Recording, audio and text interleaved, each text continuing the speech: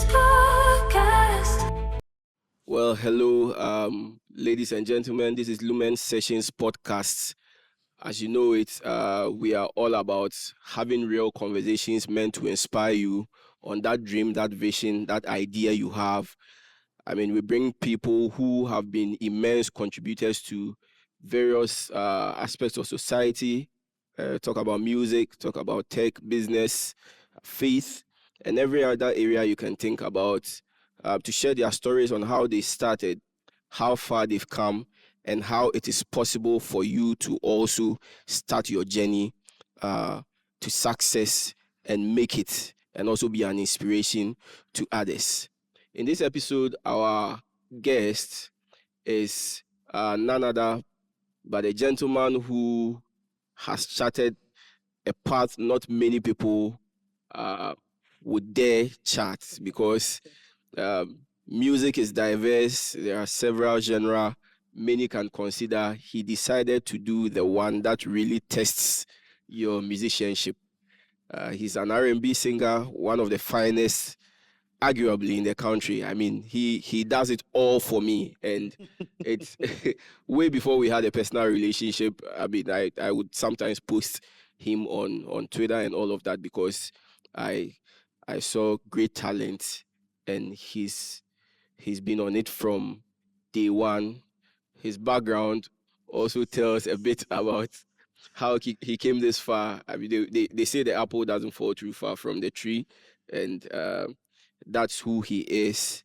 And today we have with us on Lumen Sessions, Kyei Mensah. Kyei, Charlie, welcome to Lumen Sessions. Thank you. That was a nice intro. Ah, And I feel very, very special. you are special. Thank you, You man. are special. Thank you. Yeah. So we want to know more about you. Who is Kyei Mensah? How did it start? So my full name is Nana Osei Chemens. I don't get any No English name. according to my dad. I think Yeah. he just wants us to be Oh, proud it's- of yeah. where we come Where from we and come from, everything. yeah. I grew up in a very, very musical home. My dad, as everybody will know eventually, but Yeah. he's Fred Chemens Afredima.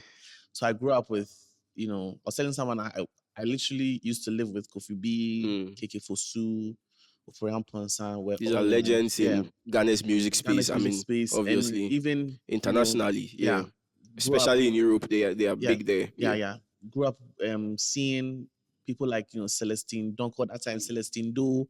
Okay. Sorry, Daughters of Glorious Jesus, Tego Sisters, all of these people like Mm. coming around, and so yeah, that's how I grew up in a very, very musical home. Enviable childhood, you know. Yeah.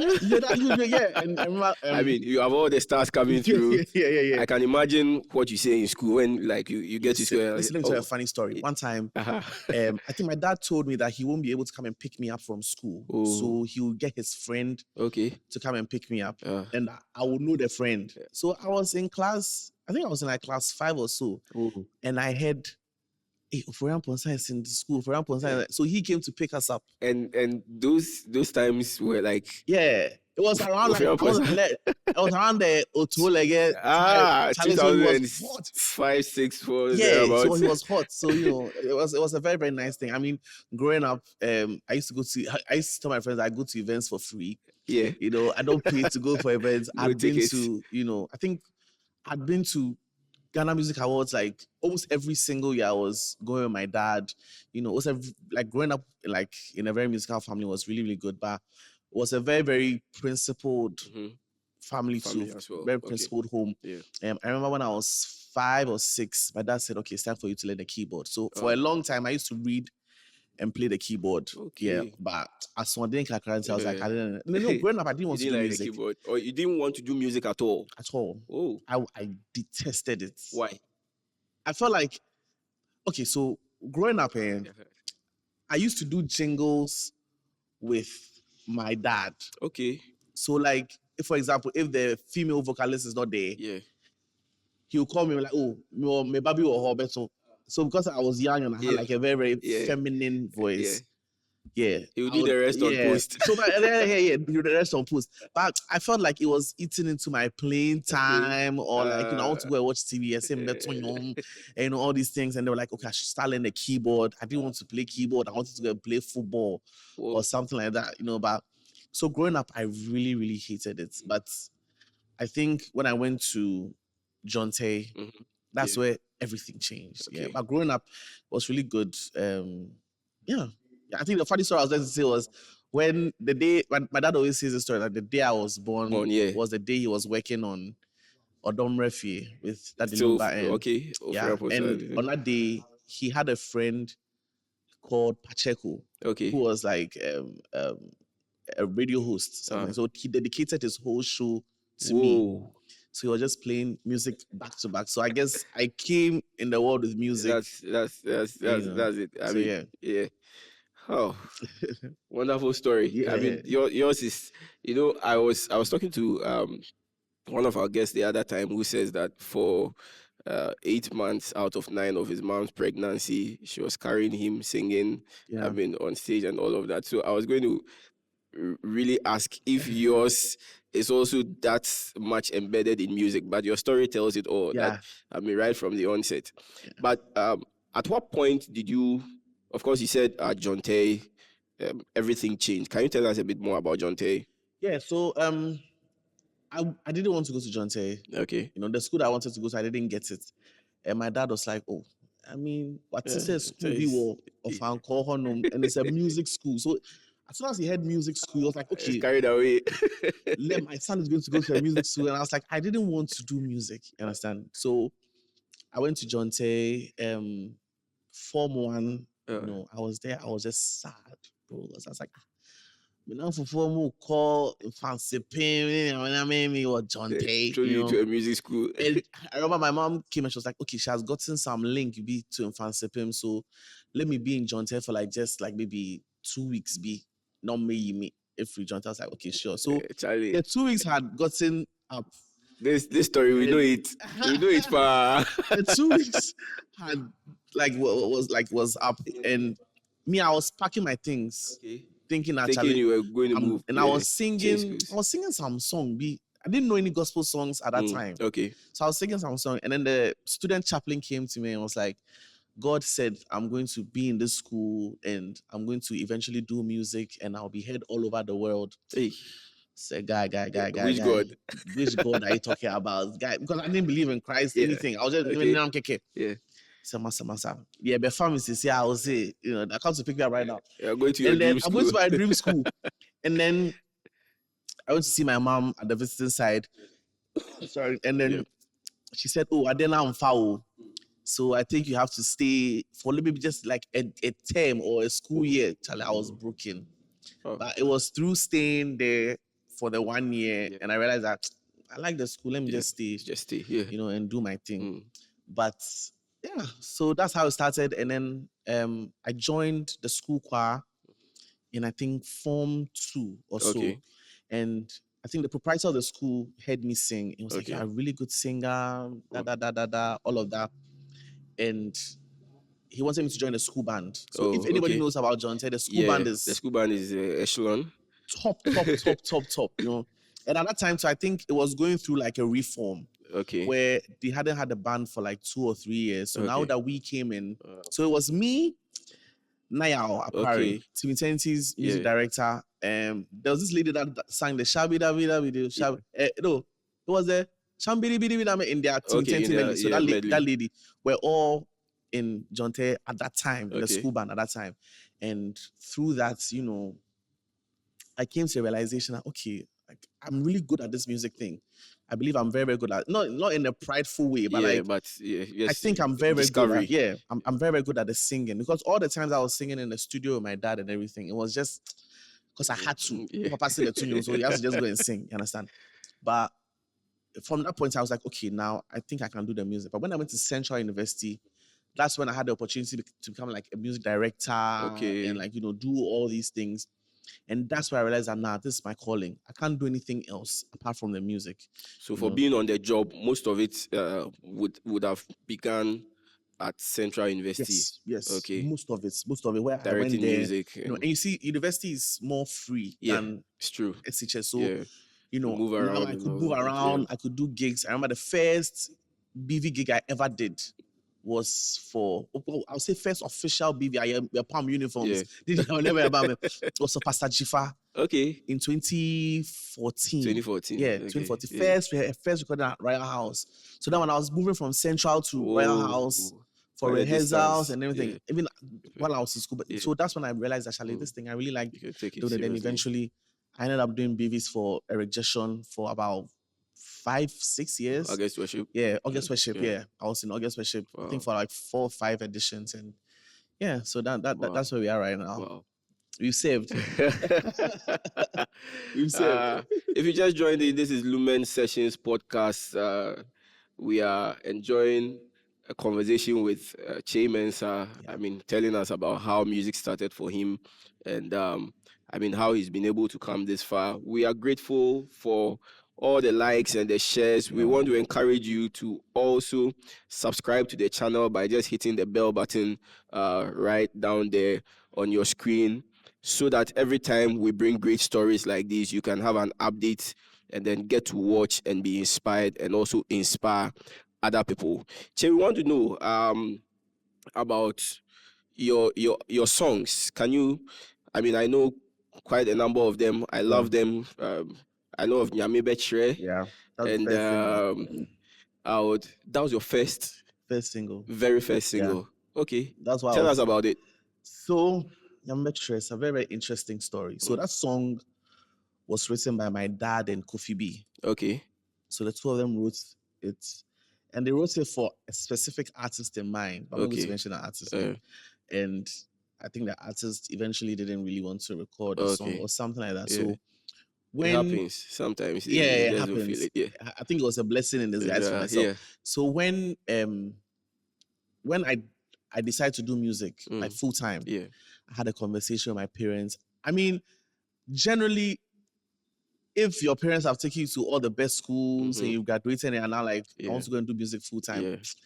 it's some way. Yeah. But my dad told me something very, very profound. Okay. And he was like, the money that he used to pay school fees, buy clothes and everything, he got it from music. Okay. So if I have also decided his first son to also do music, then he's very, very sure that I'll be very, very good at it. Wow. So he gave me his blessing, even though That's it great was, support. I mean, it's more than writing you a check. Exactly. Because Exactly. this would carry you on throughout. Exactly. Many So, years after, you still remember. Yeah. So with that joy of like my dad telling me that, okay, you can go ahead and do everything, I decided to record that song because that song had already been ringing in my mind. And I think that's how the Holy Spirit works. Yes. You know, because everything aligned properly. So I was like, okay, I have a song called. So at that time, I had a manager, and I told him that, oh, this is a song I want to record. He listened to it, he loved it, and we went to Oshobo. Okay. Oshobo studio. Yes. So he recorded Nyambetre, Wow. and so that was the first single, and it was very, very nice knowing that I'll be sitting in church and I'll be hearing my song Your on radio. song? Nyambetre blew up. Wow. It was everywhere. I would wake up, I'll be scrolling through TV and I'll be seeing my videos. You have there. the us now. I mean, Yeah. the support system. Yeah, so I think no, but to be very honest, I give my dad serious props because at that time he didn't even have a car, but he would leave early in the morning, go to his friends who were radio presenters, TV presenters, said like, we're releasing you. And he's a big fan to date. Yes. I mean, yes. he's very, very, he's a very, very big fan. supportive. Yeah. And I think people were excited that, people didn't even know that, Freddie Manebano Tunyum. Yeah. They didn't know. And I think, so that's what other musicians too need to learn, that the support will be there, but the product has to be good. Yes. Because we spent a lot of money. As at 2018, we're spending around 6,000, 7,000 cedis on one song. Record one song. Yeah. That's a lot. And you had Dominic Kwache. Yeah. On guitars, Gadiel, bass, Bludo, drums. Like these are heavyweights. Creme de la creme. Yeah, creme de la creme. In industry. So to have them on your first single, it was very, very beautiful. So I think that song is what propelled my career, and let people see that, okay, there's this guy that is this about that. That wasn't what I really wanted to do. Okay. Because now there's a thing in Ghana, and I'm not trying to bash it, but there's a thing where when you do one thing, you are known for that thing. So you have to stay on that track. Yeah, it's like that, okay, this spoon I use to eat rice and stew, but it's a spoon. Yeah. So you're like, okay, let me just use it to eat like maybe ice cream or something. People are like, no, that's the spoon you use to eat it. But then my whole like I can Yeah, use you it. So can use it. people were just used to the fact that okay, anywhere I was going, I was doing Yambetre, and they were like, okay, now we have like a And that was new high life. high life, Yeah. but I'm not a person that will stick to like one type of. I'm very curious when it comes to music.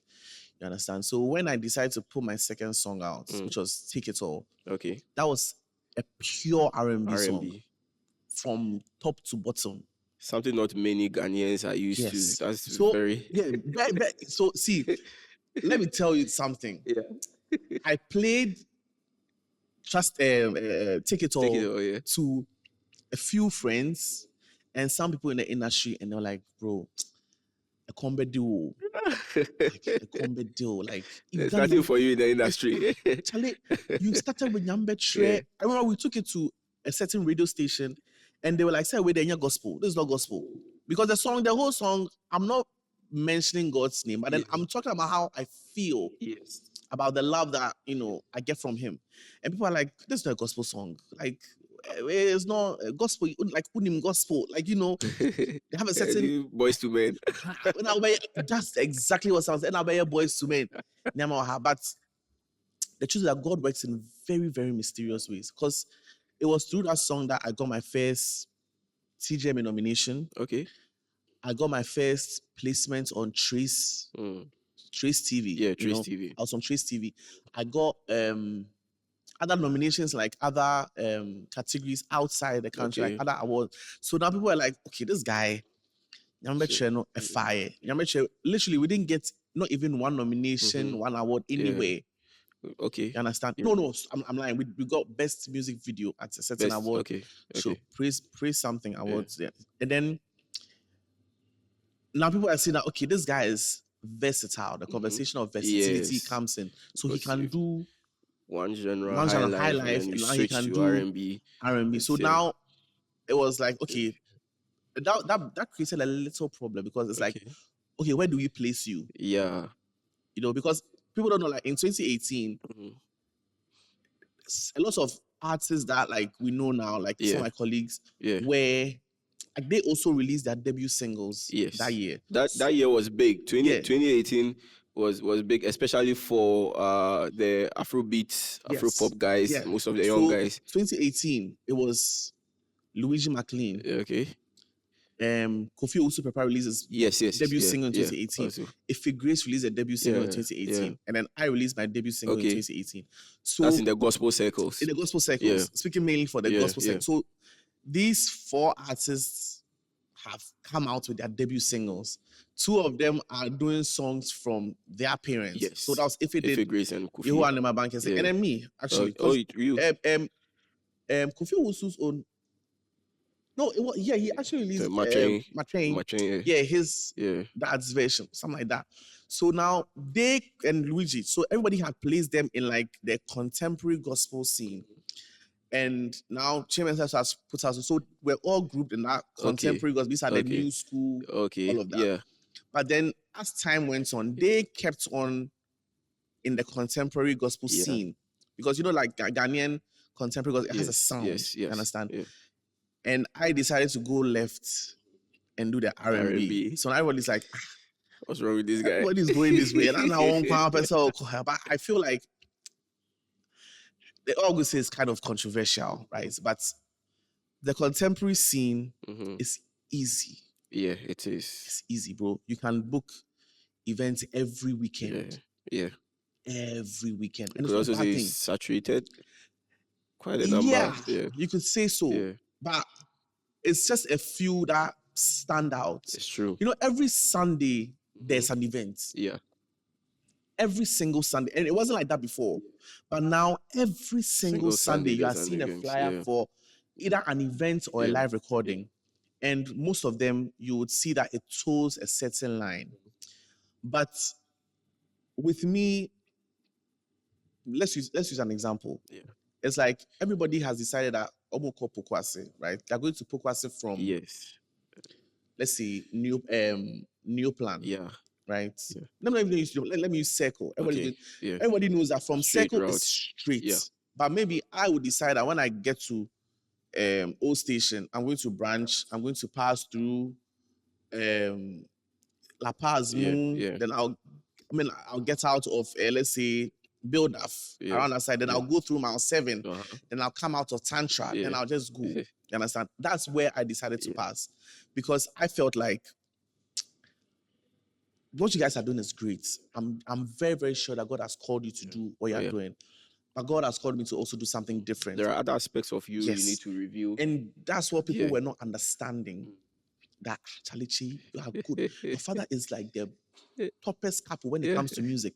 But why have you decided to go this route? I think the other thing is maybe they were looking at it from the brand business point of view, whereas you are just expressing what you have in you. That's very true. Yeah. So that's when I was like, so I'm journeying you through the songs that I put out. So that's when after I put out Take It All, I was like, okay. A lot of people are saying things like, Chalichi, go back to this one. I was like, okay, sure. So I did another song, Ayeyi. Okay. Right. Ayeyi is a very beautiful song. But I didn't know that the Take It All song had birthed a new audience. Right. They were like, okay, there's a guy in Ghana. We're serious about RnB. That's very, very strange, but we like it. So let's just go along with him. So me taking them along, I went back to, so let me do Ayeyi. So when I went back, Ayeyi was a good song. Okay. It did pretty well on Spotify and Boomplay. Yeah. But it couldn't reach the audience that I needed. And that's where having a team comes in play. Because I was doing it myself.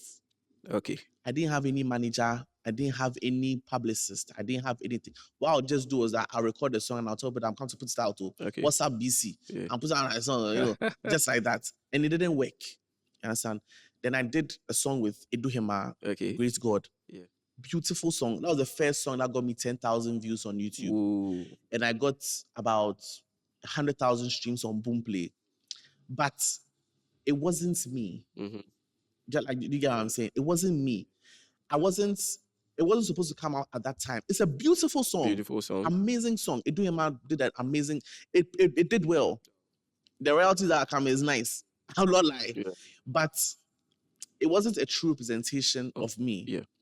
So then God took me through a journey in 2021. When in 2021, I think 2021, I didn't really put out a lot of music. Okay. I wasn't doing a lot of things. I was just in my secret place. Then I got a song, Nothing's Too Hard. Okay. And Nothing's Too Hard, it came to me as an R&B song. Whoa. So now the thing comes in, I'm like, okay, am I going to do it like R&B? And I'm in, CCM. Because CCM 2 was coming out at that time. Yeah. It was post-COVID. And like Maverick City. And everybody was doing... Imagine.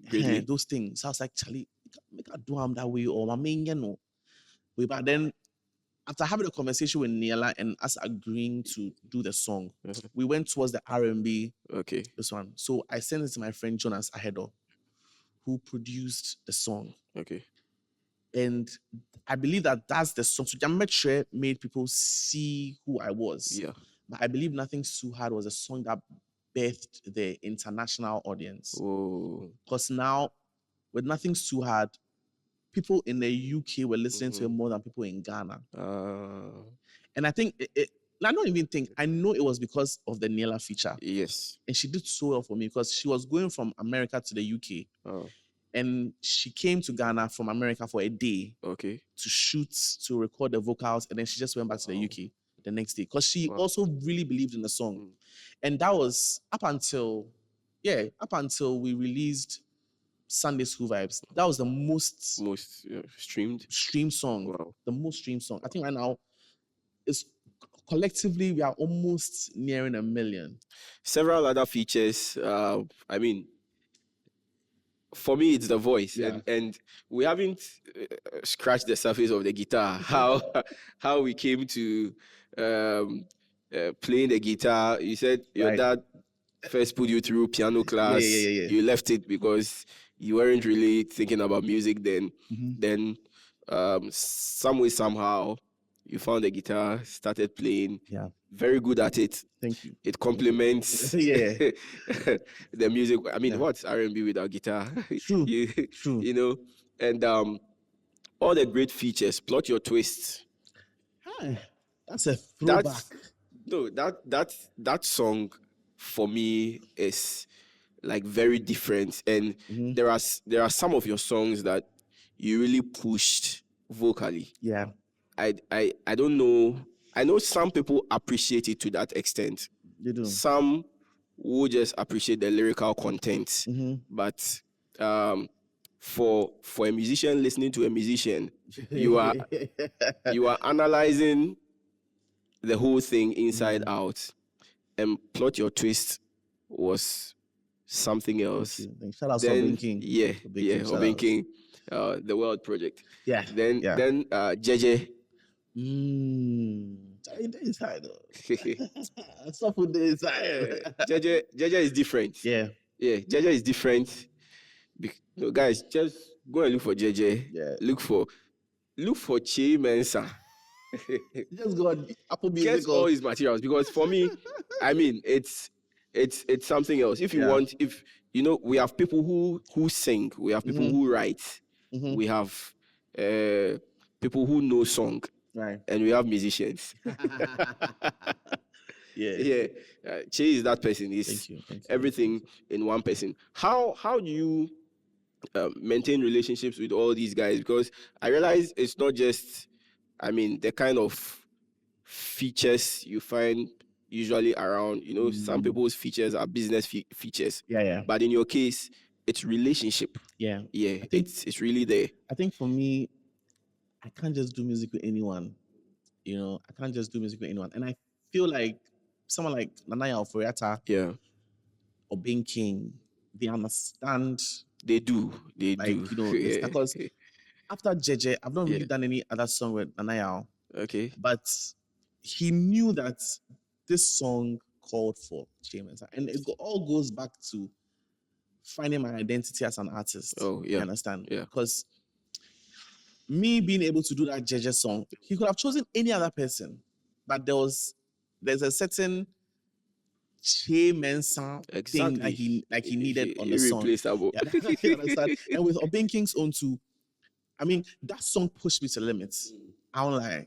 Because I was still early in my discovery, like discovering who I am as an artist. Right now, I fully know who And I am. that was still COVID, post-COVID, thereabouts. You know, and the truth is that song, I went to record it at my one of my best friends, Nicholas, Nick. Okay. And then he plays drums for me, and he sings with Team Eternity. So I went to his studio in Newtown. So he imagine from Pokwasi to Newtown. So Tema Newtown. Whoa, yeah. Nick is in Tema, Newtown. So I went there, and he is a very, very good singer too. Very, very knowledgeable when it comes to music. So he also guided me through, you know, what I needed to do, how I needed to sing and everything. So when it comes to features, truly is my relationship with the person. Because I don't like, some people have come in and like, oh, Che, can we feature you on this? And I'll listen to I'm like, I'm not the one you want for this song. Yeah. I'm not the one you want for this song. But it's down to relationship, because since I've known Obin King since 2019. That's long. Yeah, that's long. I've known him, I've known Jonas, I've known Nick, I've known since 2013. Whoa. You know, you understand? So real relationships, yeah. A lot of relationships. And yeah, I think it's really good. But thank you for reminding me of Plot Twist. I think I need to go and listen to it again. It's a really great song. Yeah. But all in all, apart from Daddy, who else have been your influences? I mean, in this whole music thing. Oh, I've had the opportunity to be, I would say, mentored, because I believe that even having conversations with people is a mentoring. Yeah. So definitely Diana Hamilton. Whoa.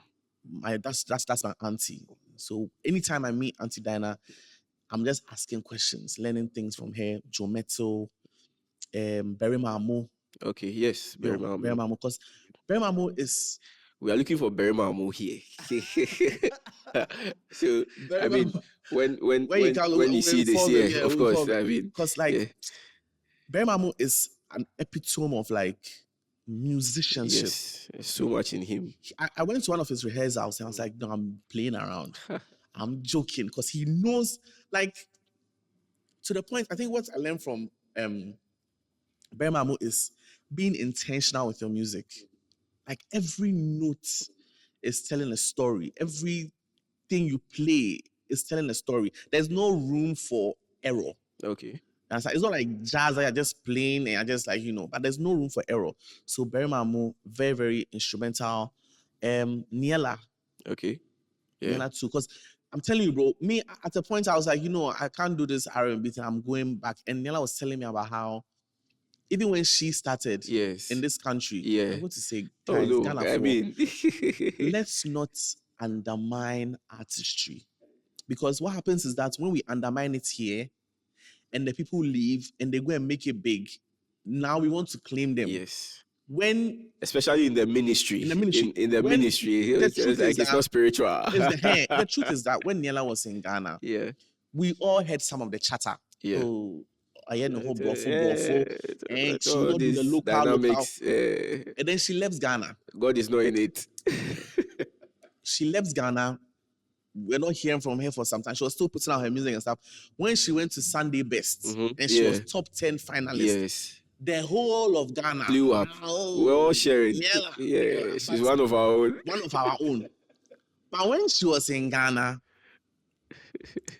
so she had to go and now come back again. And it's not good. No, it's not nice. So Niela actually told me about these experiences and I really, really learned from it.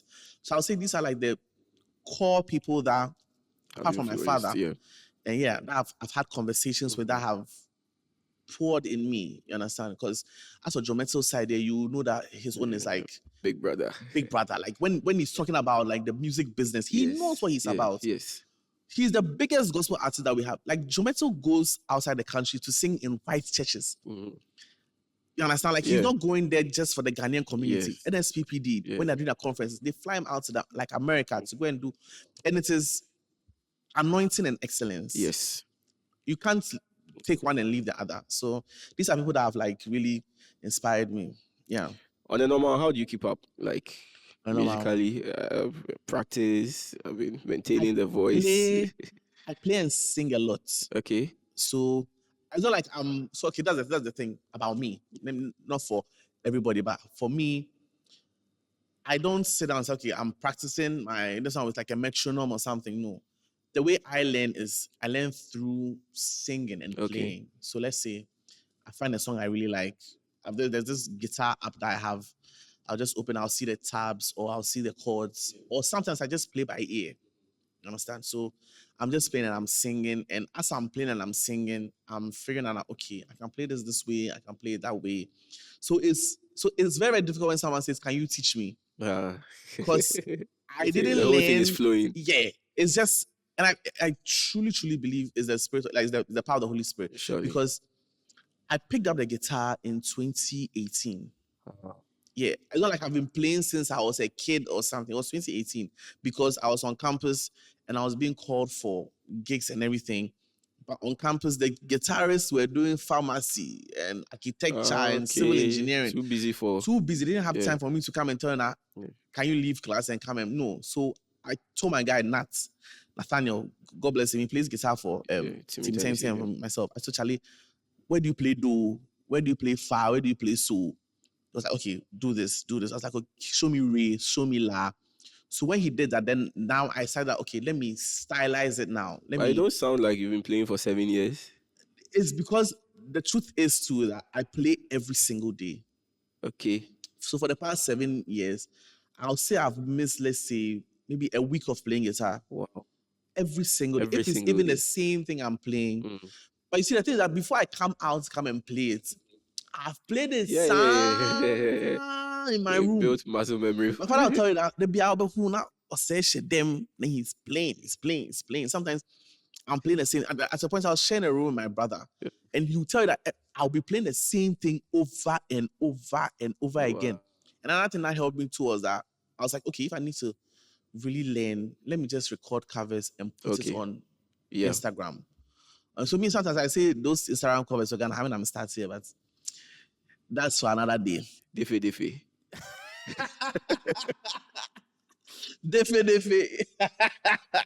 But yeah, Charlie, it was that. So that's how it was. Amazing. I can't. So because I was like, oh, Che, can you teach me? I tried, and I failed at it miserably. I can't teach you not because of. I don't know. Let's just say yours is meant to complement the singing. Yes, I mean, I'm not. So someone was like, Charlie, you should learn soloing. I'm like, I don't need to learn soloing. yeah. I It's don't need true. to, because with the way that I play and the way that I sing, Actually, how it works with your genre mostly, I don't it's see not- many R&B of is your not, kind it's not having time for flamboyant. It's not those really things. flamboyant. Like, it's really, really laid back. And then, Yeah. like, example for the different Yes. cover like this, it's the same progression throughout. It's like 6, 3, 4, 2. Yes. The whole song. But listening to it, there's a different feel to it, because R&B is just feel. Yeah. Even playing the guitar is feel. Yes. Because so if you see theory-based players, you can really tell the difference between people that feel what they are playing. Hakeem feels what he's playing. Okay. That's someone like, when it comes to feel, I learn from him. Okay. Because you can see that Obo, but he's in it. he's really in it. You understand? So yeah, that's how I'm doing it. But if you DM me now, oh chick, I ain't teach you, I beg you. No, there. Emfa. Do you find many other singers like in your space around, or there are very few and They are there. well, they are there? They are there. But I'm what's telling with you. and So what's happening? okay, it's a lot of fear. Okay. Because the truth is that, bro, it's not everyone that have the confidence that I had to say that I'm not going to go the normal route. I'm going to go this R&B route. Because the truth is, everybody won't play gig. Yeah, and Everybody wants to gig. Everybody, and you know, I feel like I'm going to be cancelled. But like, you can't be the next Joe Metal. truly, You can't. Okay, don't not say the next. You can't be Joe Metal. yeah. You can't be Nathaniel Bassey. You cannot be. But it's true. I mean, yeah. So try and carve your own path. But then we Yes. have some people that have the R&B elements In them. down to the core. But some of them have decided on their own that, oh, I'll just do like, the contemporary gospel or high life or That's something. commercial. Yeah, some people too, it's a divine instruction, but you can still feel it in their music. Okay. Luigi McLean. Okay. Yes. Yeah. Luigi has a song called Most Beautiful. It has R&B elements in it. And Luigi's an R&B guy. Yeah, he is. He wanted to do R&B. The and vocal texture. the vocal texture and everything. He's an R&B guy. You understand? But his is divine. God has shown that you are going to do this. Me too, God told me that. So the truth is that in 2018, when I was leaving Central University, I had a dream.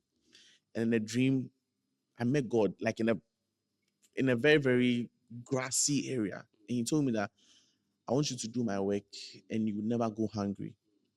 And as time went on, I realized that God has called us to very, very different things. Even twins are different. Yeah. So another analogy that God showed is that imagine you go to a buffet and it's only rice and stew that's there. Yeah. It's not a buffet. There's no it's not, variety. It's not. Yeah. So that's how that's how I was seeing the gospel industry at a point. Because I would go to programs and I'll know that this person It's the same thing. It's the same songs I would hear Yeah. at church service It's are the same songs I'm hearing at the in program. the evening when you go. Some people enjoy it. Me, not really. Yeah. So I would really love to go to a concert like Team Eternity's concert, where sometimes they'll do their own songs. Yeah. I would love to go to Kofi Kakari. Yeah. He would do his own songs. Different. Dave the Music Box. I think his concert is one of the ones I've had like the best experience ever when it came to music. Dave the Music Box. Yes, because like I've known him for a long time, since like 2012. Whoa. Charlie, different guy. He's different. Different guy. Like when you go to his concert, you know that you're not just going to sit down you can't and predict. You can predict it. You understand? So that's where like I got the blueprints from. Okay. From him. I'm not telling you, I'm telling you as I'm today. He's hearing it. But that's where I got the blueprint from Dave the Music Box. And he and I had conversations because Charlie, you go for programs and it's the same songs throughout. And for me, maybe for someone else it'll be cool, but for me, I'm not feeling it. But work. there are so many other musicians. There's this guy called Manny Michaels. Okay. He's a great R&B singer. Wow. Right? Unfortunately, my friend Kofi Noel, but he passed. Yeah, he passed, yeah. I think I was telling you that he was the better R&B artist. Okay. I'm telling you, Kofi was the better R&B artist. Like if you listen to his EP, Faith Trip, you hear it in there. Because I don't think a lot of people know. Like he even got this artist in America, Hezekiah Walker, even hit him up to say like, Charlie, the songs that you're doing are massive songs. You understand? There are lots of people out there. There's Craig Osai. There's there are other people that I'm forgetting their names, but like there are other artists out there. But then we need to help them. So yeah, we have to open up. Really, embrace. And I thank God that the Defi cover did what it did. Yes. Because the truth is that Ghanaians are like, R&B, their main TV. So for someone to take a song that is known as a hip hop drill song to now turn it into R&B, it doesn't make sense. And that's why I was telling people that gospel is not the genre. Yeah. It is the message. It's the message. It is. Yeah. Because I can say Paul. Yeah. Reggae. Solid. Dave the music, but me, I call him a rock artist. Solid. And people don't know this, but the chance music that we've been doing is soft rock. Yeah. It's rock music. Most of the Ghanaian gospel we have from Auntie PSA Esther to Diana Hamilton, it's high life. Yeah. Yes, that's true. The gospel in Ghana here, it doesn't have a sound. Even the gospel that the Black Americans do, it's mostly blues. Yes, it's blues. You understand? Yeah. So if I say I'm doing R&B or the but it is well. So if you're listening to this and you're like, you know that God has called you to do something different. Once you know that God has called you, He's going to equip you. That's the inspiration. Yeah, He's going to equip you to do it. So don't be afraid of what people will say, because you would never move on in life. One way. Yeah, so that's talking about concerts and events. How do you do yours? Is there any to expect? First of all, thank you to Sweet Music for supporting this year. Shout out to Sweet Music. Shout out to Sweet Music. Charlie, concerts, every artist in Ghana will tell you that it is one of the most stressful things ever. Whether the crowd is 100 people or it's 100,000 people, 100 didn't put there, you have stress, man. But 100,000, what would the person say?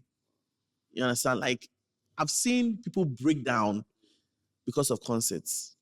It happened to me last year, where I didn't think I was going to be able to do the concert, but then by God's grace, we were able to do it and everything. It's not an easy thing, but there's some fulfillment when you are done with the concerts and people come and say like they've been blessed. Yes. That fulfillment alone, the testimonies. Because I remember last year's concert, there was this guy that was always talking about the fact that you're a Christian artist. I said, okay. And then I think someone bought a ticket for him to come for the concert or something. So when we're done, I saw him and I was like, the guy that was bashing me, he's here, And last year's concert took a 10 because I was supposed to play guitar for like 45, but then the Holy Spirit was like, put the guitar down and let's just do something. So it was at the end of the concert that the guy came and was like, I'm so sorry for saying a thing. Like he didn't understand, what he was doing. So these are some of the things that, really makes us do some. But it's not easy. Let me just put it that way. I'm having mine. I can plug it right now, right? Yeah, I'm having the Sound and Faith concerts on the 13th of September. 2025. Yeah, at Tank Palace Hotel. Okay. Those people have been amazing to me. Tank Palace has been very, very supportive. Thank you, Tank Palace. Yeah, we are going to be working with them for a very, very, very long time. And the thing about this year's events is there's no guest artist. Okay. It's just me. So for about 3.5 hours, it's just me throughout. I'll be doing a lot of R&B. I'll be recording a few new songs. It's possible to worship God in R&B. Oh, yes. Oh, yes. Oh, yes. And new songs are coming. New songs are coming. Wow. New recordings are coming. We are going to be running back a few of the other, covers. I like the Diffie cover. I don't know if we'll do Obiganimi again. I've done this. I've finished that one. But yeah, a lot of new stuff with Obin King, Jonas, Nick, Nats, The guys. Serious guys. I've known these guys for years and I'm grateful that they are still playing with me and and everything. So yeah, Tank Palace, we start at 5 p.m. Everybody knows that my concert, I don't start late. Time And to I'm time. always the first person on stage. And at this year now, I be here, You're the only one. So. I'm the only one. So, so yeah, that's happening. That's Wow. happening. So we are there on 13th September Yep, 2025. yep. Everybody, it's the Sound and Faith concert with Mhm. Kyei Mensah. Yep. And you shouldn't miss this event at all for anything. Mark your calendars. Make it a point to be there. Once we come back, we have the quick fire section with Kyei. It's going to be question after question after question after question on what he prefers to any other option. So, Kyei, All right, let's go. on performance, if we were going to hand you a guitar, would you prefer the electric or acoustic? Acoustic. Acoustic Or guitar. the chord one that sweet music has that. They the have hollow to, body. Yeah. So, acoustic for that matter. All right. So, granted, you were going into a session where it's just you and an instrument. Would you select a guitar or piano? If I'm playing and singing, and I can add another instrument. No, just one. Just one. Oh, the guitar. The guitar. The guitar, yeah. I'll flow better. Yeah. Exercise. Would you walk or run? I'll walk. Can't run. You walk. You can't run. I'll walk. Man, auntie. On inspiration, dreams or visions, where would you prefer it comes from? Dreams. Yeah. You want it asleep? Yeah. Madano. Because I think most of the songs I've had have come from dreams. So yeah. Powerful. Yeah. Dreams. Recording, live or studio? You know something? I actually choose studio. Studio. Yeah. I was thinking live, but I'll choose studio. Okay. Well, studio is. I feel always, like the studio RnB. The truth is that, you know the funny thing? Before the Sound and Faith concert, every single song that I recorded was studio. Yeah. We're never in the same place at the same time. Everybody could record at their side and then they just send it. But yeah, I think I prefer studio. Okay. Yeah. If you have to write another song and you need an ambience to support, would you prefer a quiet place or a noisy place? Loud? If I'm like sitting down to write, where do you find your best quiet? I'll say my room. There are two places. Okay. Most of the songs I write in my room. Okay. But like quiet. When I have like maybe like a very, very green like area, like maybe like some flowers and everything else in that. Oh, Metros is here. Metros is here. Some people use that to sleep. Not me. Not me. On driving. Speed. Guys. Pastor will say that it's fast, but I prefer driving. Anyway, I prefer driving slow. Let's take slow. But one day, the next time we'll capture him on the camera and you see how fast he drives. If you ever had to switch genre, high life or rap? I rapped on a different cover, but I love high life. Okay. Yeah, there's high life. So you owe high life some dues. I do. Yes. You know something? I think I should actually maybe a high life album. Like something that would really define your roots too. My dad has some high life songs. I think I'll just probably after so many years of doing RnB, one day you just put a surprise. You've actually said something. I think because my dad has like a few songs that he's been playing. I think I'll just take them and I'll just highlight a shocker and everyone will be like, wow, they didn't know you could go this local. Wow. Okay. Let's do a few favorites as well. Favorite song? Ooh. I'll say Oja, my song Oja. Yeah. I like that song a lot. Favorite guitarist? Ahoma. Yeah, Emmanuel Tete. Shout out to Ahoma, wherever you are. Yeah. Emmanuel Tete, right? Emmanuel Tete, Ahoma. Favorite Bible verse? Psalm 33 verse 3. Psalm 33 verse 3. Lord, play skillfully. That's my mantra. He's always singing a new song. Yeah, and always playing skillfully. Thanks so much, Kyei, for coming through. This has been Lumen Sessions once again. Thank you so much for staying. I mean, I believe Kyei's story has been greatly inspiring to you. He left nothing hidden at all. All of it has been real talk. Just telling us about growth, struggles through the ministry and of course the industry and all of that. And there are so many lessons to pick from this. I encourage you to share this with your friends and everybody.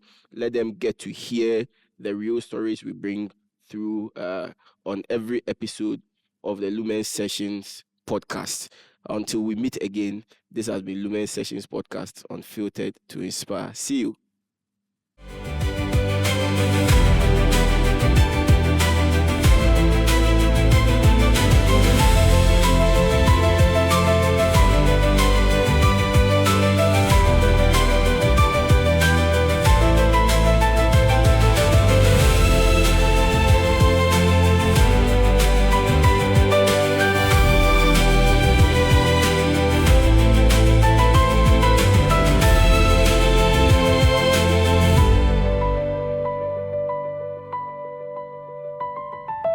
Lumen Sessions Pod.